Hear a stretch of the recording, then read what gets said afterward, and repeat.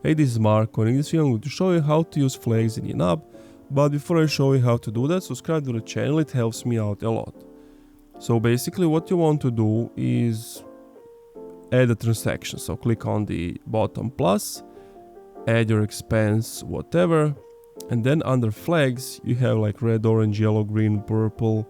You can always of course edit those flags and name them, I don't know, critical, need to pay immediately, good to go, I don't know, whatever floats your boat. And now you have the flag. And if you, oh wait, we need to choose a category.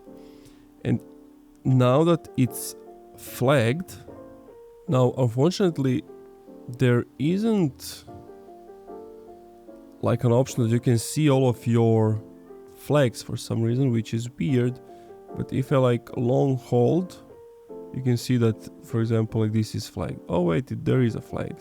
So you see this red dot at the right side of the screen. So that's the flag.